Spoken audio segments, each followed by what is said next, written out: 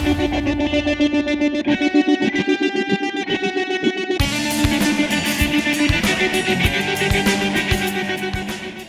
everyone and welcome to episode 7 of second season of Reflections of a Slightly Conscious Being. I'm Sandra Lourenco, a music artist that is on a journey towards consciousness. I am not a licensed psychologist, therapist or coach. All information I share here comes from personal experience and doesn't mean to replace any kind of professional help. Alright guys, so today we are doing something different. We are outside, as you can see, and I'm here with my dogs. Well, Vegeta is there. There she is. I'm here with my dog Vegeta, and here's Delilah. So they will be our sidekicks today for the episode. And today we are going for a walk. Yeah, I'm taking you guys with me on my morning walk through the forest with my dogs. And I always walk barefoot. Yeah, and I do 6 kilometers every day barefoot. It's one of the things that can't miss in my life. So pretty much every day this is one of my morning rituals. And it's not even a choice anymore. It's something that I naturally do. I don't even give my body, my mind, the opportunity to choose. I just go. I just do it. And I think it's one of the secrets behind doing things. You just keep doing it and you don't even give your mind a choice to do it or not. So you don't rely on motivation, right? Motivation is doing something because you want to. On this case, you're not even allowing your motivation or your mind to choose. You just go ahead and do it. All right, there comes Jetta. Always hangs out a little on the background, but she follows. Delilah also likes to go, well, there she goes. She likes to go in the front.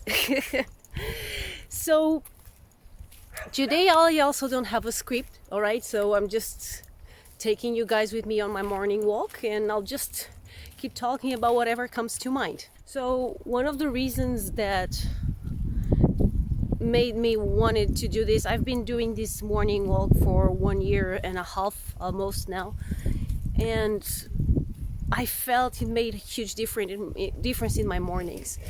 Since I work at home, and so it's hard for me to, if you work at home, it's hard to start in the morning, right? You drink your coffee, but you still feel like something is missing. You still feel a bit disconnected. So one of the things that makes a huge difference is to go outside and have some sunlight on you.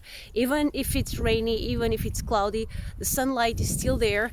And your body, that's what makes your body wake up. That's the best coffee you can have. And so going outside is one of the things that made me a lot more productive.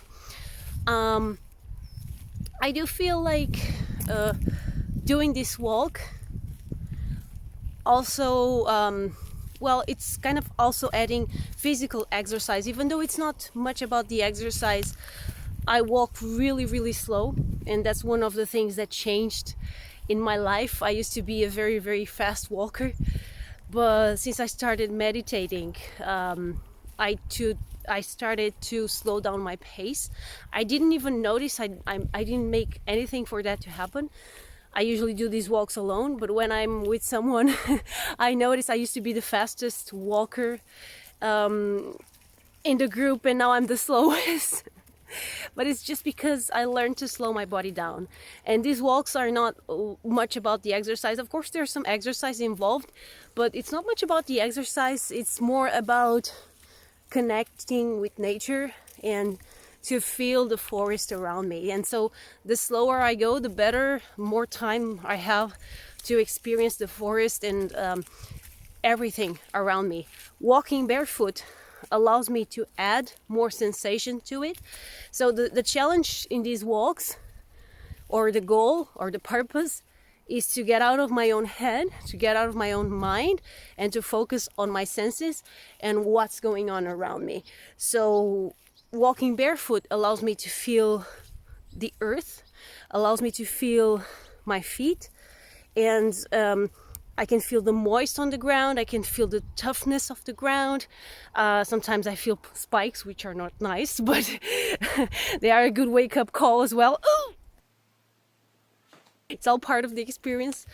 And so it's a way to make my mornings more connected, more energized as well, and more in touch with nature. I do feel sometimes when we spend too much time on human civilization, you start to lose touch. And it doesn't matter where you are, even if you live in a big city. I'm sure you have a small garden near you. Just go there, just sit there for a while, try to focus on the nature sounds. I know it's hard, especially in a big city, but I'm sure you can do it. It's a good exercise, and if you have a hard time with meditation, or if you're just starting out, it's one of the amazing learning techniques or hacking things. Is just starting to focus on your senses. So you give your mind something to focus on, right? And because I know in the beginning, when it's hard not to think of anything, it's hard to release the grip of the mind. But if you allow yourself to focus on your senses, it's just imagine that you're walking through the forest, and imagine that you're an animal. An animal needs to be always focused on his senses. It doesn't matter if he's looking for prey or if he's escaping from predators, right? All animals have prey or predators. So anyway, they always have to be with their ears up, with their eyes sharp. And that's exactly how you should do it. You should walk on the forest, notice all the sounds. So I'm hearing the birds, I'm hearing the wind. You can even smell some smells. And one of the great things is that the more you start doing this, the sharper your senses get. So even if at first you can't hear or smell many things, I assure you, after a while you'll start smelling more. You'll start noticing more.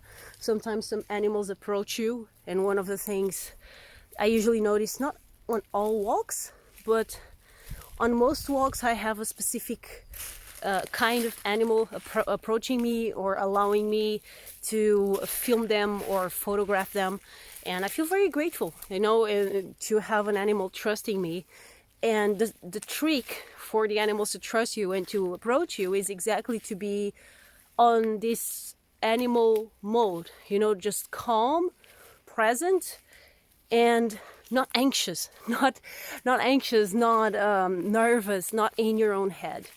So that's pretty much my meditation in the morning, is this walk amongst nature. And this can be also a form of meditation. Meditation is not only about sitting with your legs crossed or humming chants. No, there are many forms of meditation. And the trick for making meditation work for you is just to find what works best for you, what makes sense for you. It's just that. Nobody can tell you that. You have to discover that for yourself. I'm sorry. But, sometimes some pointers and sharing personal experiences, it makes it easier for us, in that sense. One of the things that sometimes, when I'm on these walks, sometimes I also reflect about specific themes. And one of the things that's coming to my mind today is, I mentioned, imagine being like an animal. And now think about exactly being an animal, like not having, just having enough food for a few hours if you catch prey, and you don't have a safe place to sleep, right? I mean, you can have a place to sleep, but there can be another animal when you get there, right? So that doesn't mean animals are stressed or anxious or nervous. No, they're comfortable with that. Could you be comfortable with that as a human being, right? I mean, imagine not having your own place, right? Could be taken away from you.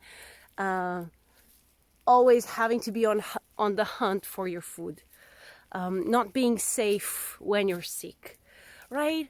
Like, we have all these safeties in the human world. I'm sure not all humans have, right? But if you are watching this video, you have internet access, you have a screen, right? You have sound, well, you have a system with sound and a screen, right? Or just sound, it doesn't matter. But you have internet access, so I'm assuming, I could be wrong, but I'm assuming you have all these guarantees, right? You have enough money, you have food in your house, and even if you don't have a lot of food, you have money in the bank to buy a lot more, right? If you have a house, right? I mean, yeah, you pay a rent, but even if you don't pay the rent, I mean, there are systems that allow you, I mean, you won't go to the street if you don't have money to pay the rent, right? There are support systems. So we live in a society where we have all these basic needs granted, pretty much, right? I know that's not true for everyone. I'm assuming it's true for you. And still, we feel anxious. We are the animal who feels most anxious. We are the animal who feels more stressed. We are the animal who is just constantly looking over their shoulder, and sometimes seeing the worst intentions on the others of our kind, right? And why is that, right? Why is that? I'm not saying that animals are better than people, all right? I'm just saying animals are on a different conscious level, all right? I think I've read some books that from other authors that also agree with this perspective, that this is all constructs, all this anxiety, this stress, this looking over your shoulder and seeing the worst in people. These are all constructs of the human mind, okay? And humans are different from other animals in the sense that they have a thinking mind, right? They have a logical and rational mind. That's what makes us different from other animals. We have this other sense that animals do not.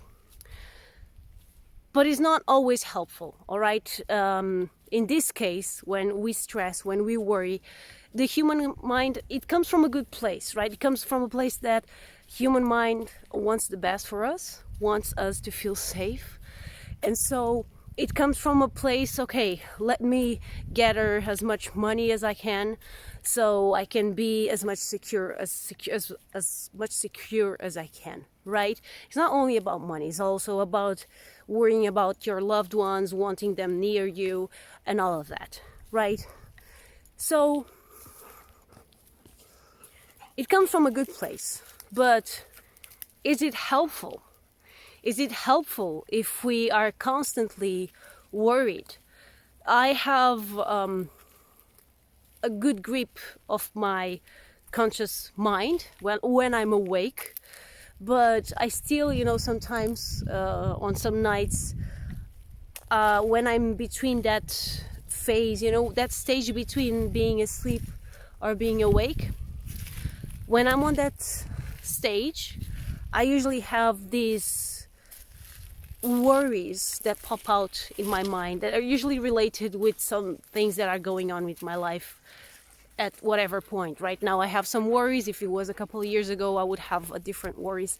But it's always this pattern of waking up in the middle of the night, not waking up, but when I'm not sleeping, when I'm on that light sleep or almost sleeping, I get these worries, and sometimes they almost seem real. So truth is, our minds make it real, right? I thought it wasn't real. Your mind makes it real. So is that helpful? I mean, yeah, it's a good reminder that I have some things to take care of in my life and that I should be aware of some challenges, but it's not helpful. I'm trying to sleep. And so getting sleep on that point would be more helpful to me than being worrying about things, and some of the things that I'm worrying about are not even under my control. So this is all constructs of the human mind. And the human mind, yes, it can be a great advantage, and it is, but it can also be our worst enemy, right? And so why am I mentioning animals? And because, yeah, human mind is what makes us different. But it's not only that, all right? The human mind, and I've heard another author mentioning this, and I thought it was amazing. The human mind is just the next step in evolution, all right? We are evolving. And as human beings are evolving, more of us are seeing that most of these illusions of the human mind, these constructs, this constantly need to be thinking about everything and nothing at once, is disconnecting us. And this is also what's behind this need for security, this need for more, that is killing our forests. Because it's never enough, right? It's never enough. And so we are consuming more than we need. There are people in the world that are so rich, that have so much money, that they could feed the entire world and still be rich. So it's just, it's it's out of our minds, right? It doesn't make any sense, but this happens, and this is the society we live in. So it's important for us to see that what brought us here was the insanity and the madness of the human mind. And again, like I'm saying, is also the brilliance, it's also the abilities of the human mind that allows us to see this as well. So the human mind can, if used right, can be used as a tool to actually make us aware that this is happening, that this madness is happening in the world. And so the challenge is to know how to use the human mind without being used by it. Because I do feel that's what the problems, where the problems begin, is when we start seeing everything that our minds tell us as truth, as absolute truths, right? These people that have all these riches are used to a lifestyle that it would be totally unthinkable for most of us. But they take that as normal. For example, flying a jet here and there. They think that's normal. And they are not even considering how much pollution they are doing every time they take a jet someplace, right? If every one of us would live in the same way, our planet would be totally unlivable in no time, right? So, but these people probably, they don't even think about it. And that's the thing, because they are so in their minds, they are so used to that lifestyle. They don't even have a notion how, well, normal us live. And when I say normal, I say average, I say us, and I live in a European society. And I know, again, my standards are different than other societies. It's just the same. We are just so used to our own lifestyle that we don't even allow ourselves to think about how other people live, because it's so inconceivable, right? But someone in Africa would look at me and consider me rich, abnormal, right? And some things that I take for granted, like having water coming out of a faucet, maybe it's unthinkable for them, you know, and they see that, oh my gosh, you don't know what you have. So it's important to keep perspective, right? And I also think it's important, I'm not saying that we should all go back to the forest, we should all stop paying our electricity bills and so on and become self-sustainable, but I'm saying that maybe we should start thinking about it. I'm thinking maybe it's time, and I see so many people gathering riches for their kids. And, especially here in Portugal, I see many, well, baby boomers. That's the generation of my parents and my friends' parents. And I see so many of them accumulating wealth for their kids. Like, oh, I want to leave a good inheritance. So when I'm not here, my child, well, they're not children anymore, but my son or my daughter will have, will be comfortable. And then I see these people not taking care of the environment and, I don't know, doing small things. There are so many things you can do, right? But, be more careful with the water you consume, how much water you consume. Be more careful about not leaving your lights on. Do your best to recycle. Do your best to don't consume products that come in plastic packages, and so on. And I don't know, go collect garbage on the beach or something. And wouldn't that be a better heritage for all of us, for our descendants? And so I do see it like that. I do see it when you approach a healthier lifestyle. If you teach your kids this, especially if you have children, if you teach your kids this, to be respectable of their environment, teach them how to be grateful for what they have, teach them to consume less, and show them that real happiness doesn't come from new toys.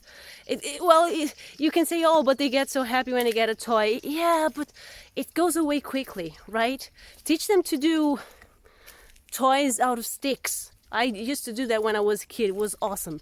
My dad taught me how to build a bow out of I think it was an ash tree. I think, well, it was willows. Yeah, they use willow to make the ark. So go teach your kid to do something like that, or do something together. Search online. If you don't know how to do it, if nobody ever taught you, go online, teach yourself to do it. Sustainable toys.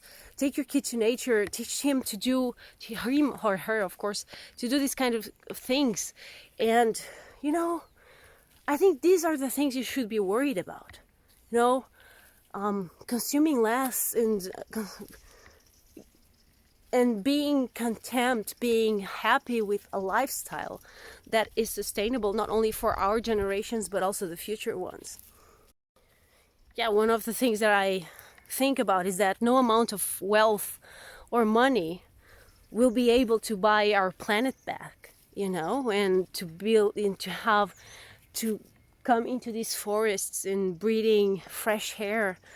No amount of money can buy that, and it's free. And it's free. That's the best part. But we don't know for how many years we will still have this. So I do feel it's important to more and more to think about this. Not only think, but also start actively doing something about this in our lives. And I think I'm being inspired by the forest. I wasn't thinking about talking about healthy lifestyles and more environmentally friendly lifestyles, but it's also one of the changes that I've done in my life over this past year. I was always very concerned with the environment, and even though my parents, they are baby boomers, but they always taught me that. To value my own environment and to be careful with my planet. So it's something that was always with me, but over the past years I've done an effort to change many things in my life, to consume a lot less plastic, which was a challenge because unfortunately on the supermarkets you can't find products that are not like that. When I started looking for solid shampoo, it was one of the changes I did. I started using bottle shampoos because they always come in plastic bottles, and I stopped using it and I started using solid shampoos. And when I started using it, they weren't even anywhere in the supermarkets. And now they are, but you can't find the conditioner, and I have really dry hair, so I really need a conditioner, and so I would have to order online. Now I finally found one, but it's amazing because you see so many varieties of plastic bottle shampoos in the supermarket, and then there's one or two solid conditioners amidst, I don't know, dozens or even hundreds of other kinds of shampoos. So you get really limited. But, it's a small thing, but it's the beginning of the change, right? And the more people, the more of us we do these changes. I'm talking about solid shampoos, but I also changed, I don't know, menstrual pads, for example. I always used discardable ones, and then I decided to try the ones that you wash, and it was the most amazing surprise of my life. I would never think they were so good. They are so much better than these discardable ones. They are so much cheaper, and oh my gosh, they work so much better. I'm never going back. And if I'm traveling, and yeah, I can't wash the other ones, so I have to take the disposable ones with me. And I haven't used them for a while, so when I use them, oh my gosh, they were so uncomfortable compared to the cotton ones I use. So these are just small changes that you can do. Even microplastics in your washing machine, in the detergents in your washing machine. There are so many options nowadays. Unfortunately, they are still not in the big supermarkets. You have to go to online to stores or natural stores, but don't even think they are more expensive, because some of them are actually cheaper.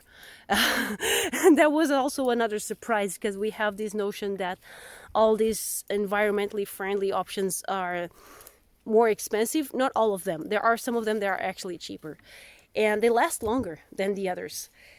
And when you try it, you really don't want to go back. So, I used to love the smell of detergent in my clothes, but now I get used of not having any of those smells.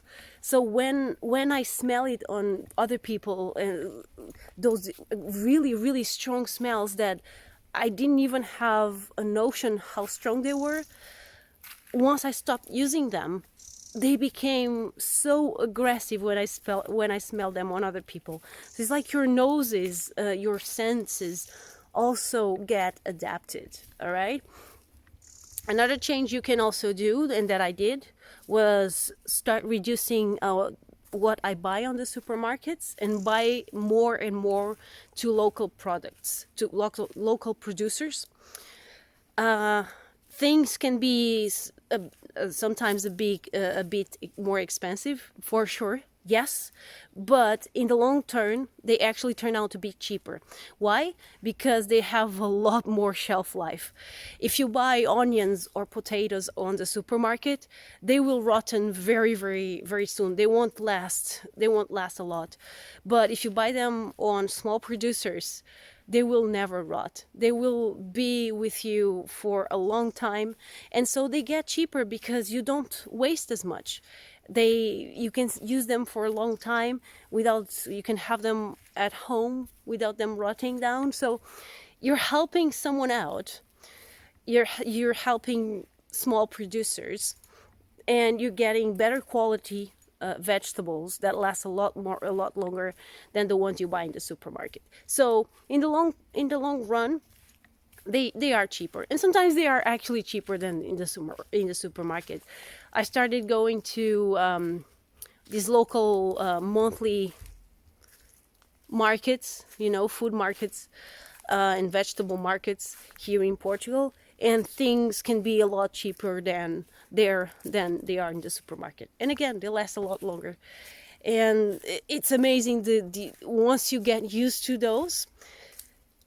If you, for any reason, have to buy on the supermarket, you notice the difference in the taste right away. You know what else is amazing is that I had absolutely no idea what I was going to talk about today.